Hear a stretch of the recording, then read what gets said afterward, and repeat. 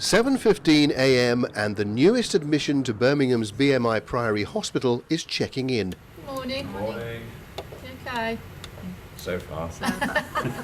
The plan to relieve years of pain caused by an arthritic right hip. You feel a bit of a twinge and you think, ooh, you know, but you can live with it. And you keep living with levels of pain to the point where you think, no, I've got to get something done. I've had cortisone injections in the hip before, and they only work for a certain period, so the time has come to get it done. I'm a little anxious because it's an invasive op, but I do know that the team that are going to operate on me have a fantastic success rate, so I'm much encouraged by that. Traditional hip replacement uses a metal rod and plastic cup, but can wear out after just a few years. In 1996, Birmingham surgeon January McMinn developed a method of resurfacing both parts of the hip joint with a special metal coating. He called it the Birmingham hip. Conventional total hip replacement has an 81% implant survival at 10 years. So 19% of patients will have to have had their operation redone by 10 years. With the Birmingham hip resurfacing, 98% implant survival is seen at 13 years. 48 reamer to kick off with.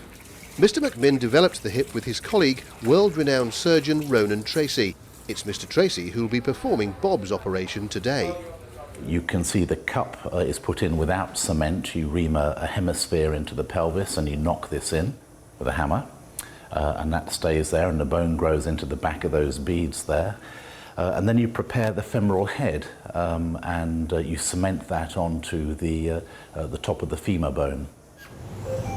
9:30 a.m. and Bob is in theatre.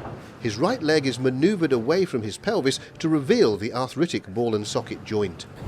There's a nasty knobble of bone down here that must have been pretty painful for him. Mr Tracy smooths out the cavity where the metal cup will sit.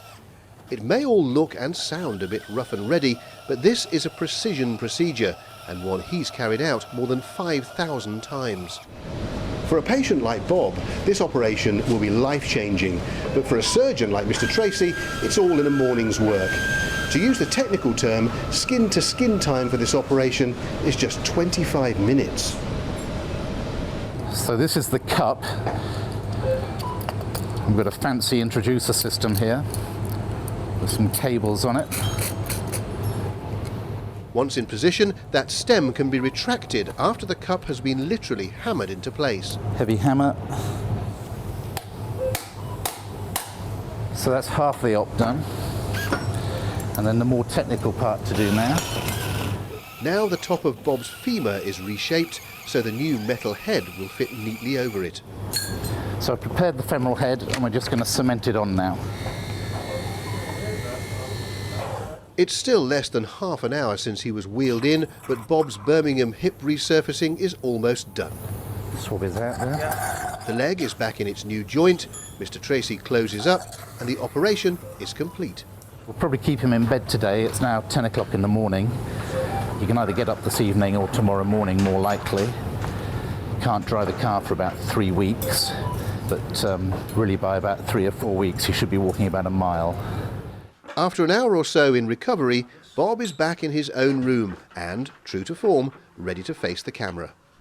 How do you feel now? I feel fine, Andy. I can't feel anything down there just at the moment. It's all very numb. But I feel fine. I feel good. Yes. So it's going to be a frame first. Frame first. Get your right leg across. The road back to fitness is not a long one, but requires a sensible, steady approach. How's that? Oh, that's really good. Physiotherapy for the remainder of his 5-day hospital stay, and then careful exercise at home. Made it. Yeah. I'm up and around now, and I can actually take a few steps, which is amazing, really, when you think of the what I've had done to me. And they get you up very quickly, so it doesn't stiffen up at all. And yes, it's going fine. Oh, it's a little bit uncomfortable, of course it is, but it's going well. You'll be pleased to know that Bob was home well in time for the festive celebrations, with family on hand to make sure he didn't overdo it. It might have been a case of Christmas on crutches, but once he's back on our studio sofa, we'll all know he's sitting a lot more comfortably. Andy Bevan, Central Tonight.